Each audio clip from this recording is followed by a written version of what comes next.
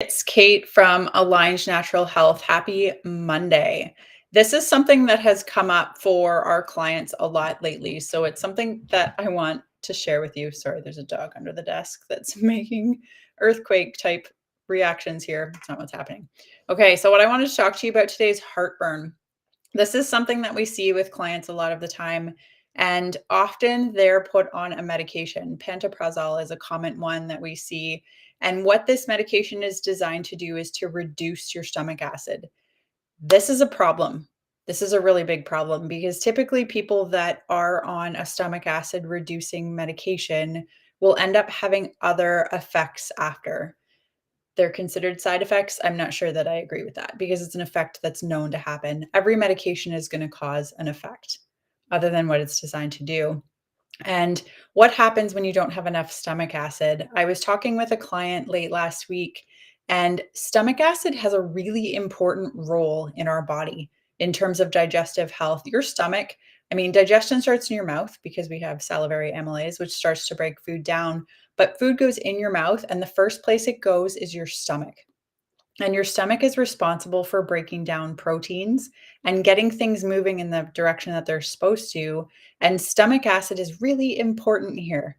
And so, if we don't have enough stomach acid, lots of things are going to happen. The body is not going to break down protein properly. So, if you're not breaking down protein properly, you're not going to be able to rebuild from a systemic point of view. You're not going to be able to build strong muscles. You're not going to be able to build structurally because if we're not breaking down protein properly, that's what leads to leaky gut because the big chunks of protein leave our stomach into our small intestine, and that's what causes problems and causes inflammation and then ends up going through you. Anyways, this is a really long conversation, but it's not meant to. So when you don't have enough stomach acid, this is actually what causes heartburn. And so often you'll go to your doctor because you're having heartburn. And the assumption is that stomach acid is splashing up into your esophagus, which yes, is correct. But the solution is not a very beneficial one for most of us. So I'm going to demonstrate this with a water bottle. And I made sure that's an empty water bottle because that water would go everywhere. So this has a cap on the top. So if we look at this spout at the top, this is your stomach. Let's imagine this is your stomach, and this is the spout that goes into your esophagus. So why would water, if this was full, splash up into the esophagus, right? Why would that happen? Because there's too much water or too much stomach acid, or another way you could make that not a problem is to put the lid on. So where medicine looks at this and says, oh, there's too much stomach acid in here. This is why it's splashing up. If we reduce the stomach acid, then that won't happen. It won't splash up.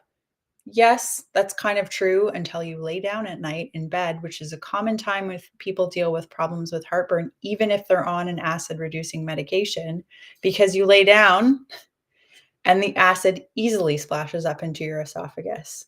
So what is the other solution? Rather than reducing the stomach acid, which is the second, other than blood, the second most critical fluid in the human body is stomach acid. If you can't break down protein, you're not going to be able to build things up properly. You're not going to be able to use the food that you're eating to actually do what it's supposed to do to give you the nutrients that you need. Also, when stomach acid is low, the body has no need to produce bile because there's also a door at the bottom of this where it goes into your small intestine and goes on the rest of the digestive journey. But if there's not enough stomach acid, the body's like, meh, I don't need to make lots of bile because the bile is meant to neutralize this acid. Well, if we don't have enough bile, that leads to gallstones. That leads to people getting their gallbladder removed. And if you don't have bile or you don't have a gallbladder that stores bile, now you're not able to break down healthy fats either, which includes being able to use fat soluble vitamins. So no stomach acid, you're not breaking down protein. No bile, you're not breaking down healthy fats. What are you doing with the food that you're eating? It's not giving you the nutrient support that it's supposed to. So we have two options here to reduce the acid from splashing up into the esophagus. The stomach is really smart. The body is really smart. And the body actually has, this cap is a great analogy for this. The body actually has what's called a lower esophageal sphincter. I know, giant word. An LES. Let's go with that. The body has a sphincter at the top of the stomach that's meant to, you eat food, it goes in, and this sphincter is meant to close. So now when the stomach's doing its churning to digest your food, and then when you lay down at night, the stomach acid stays in your stomach. That's where it belongs. It's not meant to splash up in your esophagus. It's not meant to go beyond the stomach into the small intestine either, because this is the only container that's able to not be burned by stomach acid. Stomach acid's meant to break down protein. What are we made of? Protein. So if you're someone that has heartburn and we're reducing stomach acid, you're not going to break down your food, but there is another way to make sure that this acid isn't splashing up into your esophagus. And that's to put the lid on. If I put the lid on here, it doesn't matter how much water or stomach acid is in here. I can lay down, I can stand on my head. The acid's not going to splash up. And this lid is like the LES, the lower esophageal sphincter, which is meant to close so that the acid doesn't splash up. What makes that sphincter close? It's the stomach getting to the right pH level, AKA having enough acid to trip this trigger that makes this close. So hopefully that makes sense. If you don't have enough stomach acid, this lid stays open. Acid can splash up at will. Yes, you're taking a reducing stomach acid reducing medication that's lowering the amount of acid. So the splashing may not be as bad until you lay down, but that's not the solution because now you're not digesting food properly. The better solution, the best solution when it comes to heartburn is to find a way to make the body function properly. And the body functioning properly is you have enough stomach acid, you flip the switch, this closes, and now the stomach acid stays in your stomach and doesn't splash up into the sphincter. I thought about doing this video because I did a TikTok yesterday in our business page, and a lot of people were interested and were asking questions about it. So hopefully this makes sense. I tried to simplify it as much as possible. This is your stomach. We want the stomach acid to stay in your stomach. There are two ways that we can make sure that it doesn't splash up into the esophagus, giving you acid reflux, giving you heartburn. We can reduce the stomach acid, which is not the best solution because we do need stomach acid. We need stomach acid to be able to break down our food properly so that we get the nutrients that we need. Our bodies need nutrition. Our body produces stomach acid for a reason because when we eat our food, we need to be able to break it down. And so reducing stomach acid in your stomach, yes, it'll make the heartburn a little bit better, but it often leads to people having a gallbladder removed because bile gets sludgy, bile gets congested when the body doesn't need to neutralize this acid when it moves beyond the stomach into the small intestine. Also, this is going to lead to, yes, you're still going to have some heartburn. You're probably going to have really bad bloating because you're not breaking down food properly. So the right solution, the best solution when it comes to getting rid of acid reflux is to figure out how to get the lower esophageal sphincter, which is like it closes like this, and so that the acid can't splash up into your esophagus. We get that to close by increasing your stomach acid. This is why stomach acid reducing medications aren't the best option, and there are natural things you can do here. When it comes to increasing your stomach acid, we want to figure out, first of all, why is your body not producing enough stomach acid? But in the meantime, there are things we can do to get it so that you aren't dealing with the horrible side effects or the horrible symptoms of the heartburn and the acid reflux. A common one that we'll use is apple cider vinegar. And someone commented on the TikTok as well, pickle juice can be useful. I would rather drink apple cider vinegar as much as I hate it than pickle juice. But the point is these are acidic. So they're turning up the pH level of the stomach, right? It's turning down because acidic is a lower number, but they're making the stomach more acidic so that this closes. And so now there's no splash up into your esophagus. So that's the first thing, something acidic. I typically go with apple cider vinegar. Pickle juice, I haven't tried that. I have tried the apple cider vinegar. I haven't tried pickle juice, but I've heard a lot of people say that pickle juice can be really beneficial as well. From a supplement perspective, we like to use something like this. This is called Digest. This has HCl in it, which is hydrochloric acid, which is stomach acid. It seems really counterproductive for a lot of people, and I get it. It used to for me too. It was like, I have acid splashing up in my esophagus. That means I need to reduce my acid. You're going to give me more acid? Yes, I am, because I want this to close. If this closes, your problems are solved. And then your body is still able to break down and use your food in the way that it's meant to. Hopefully that makes sense.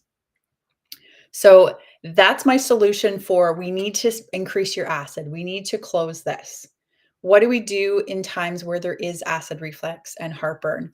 Tums and Rolaids are common go-to. I have a client who used to pop Tums like Tic Tacs. It was constant because the heartburn was really uncomfortable.